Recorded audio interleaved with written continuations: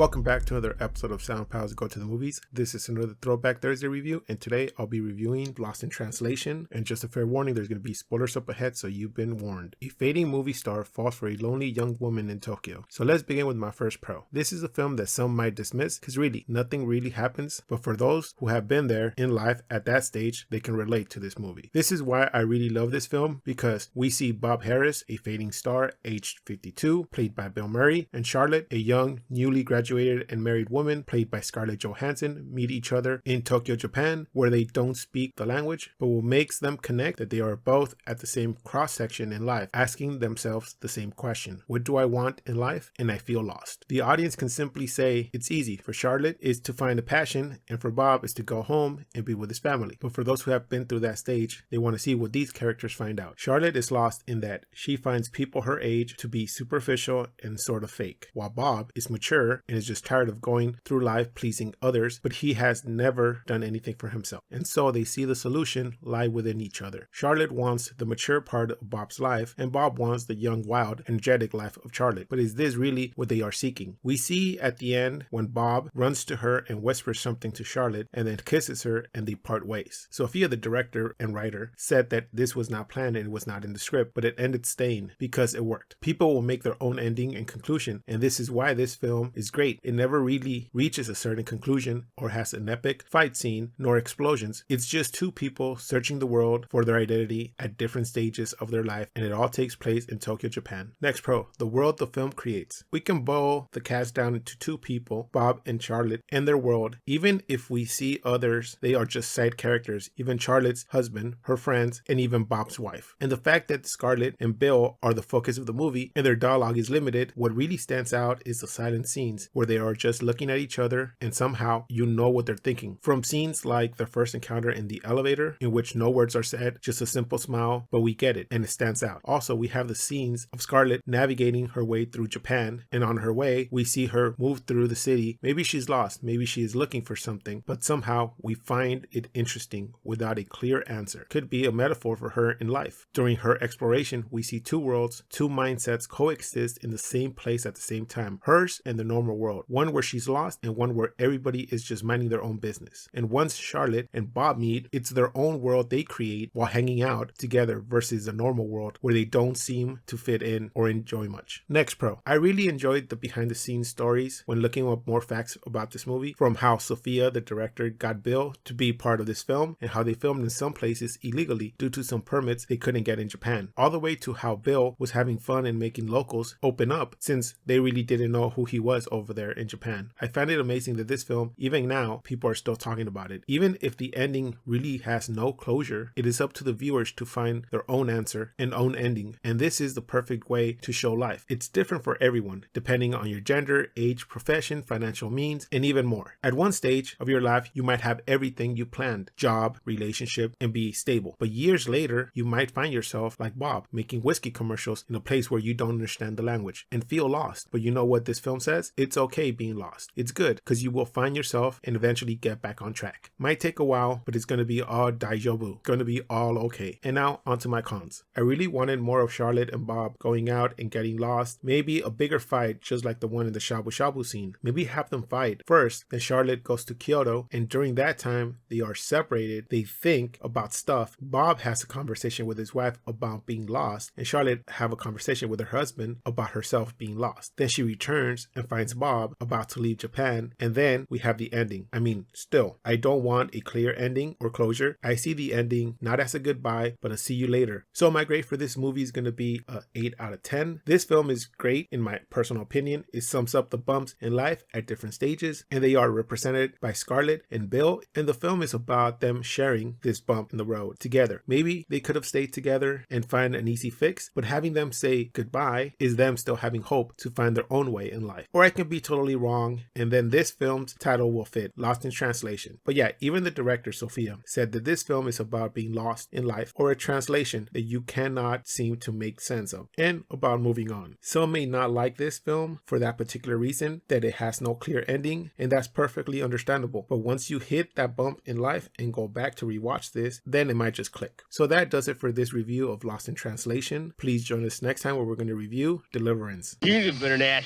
Come on, squeal. Squeal!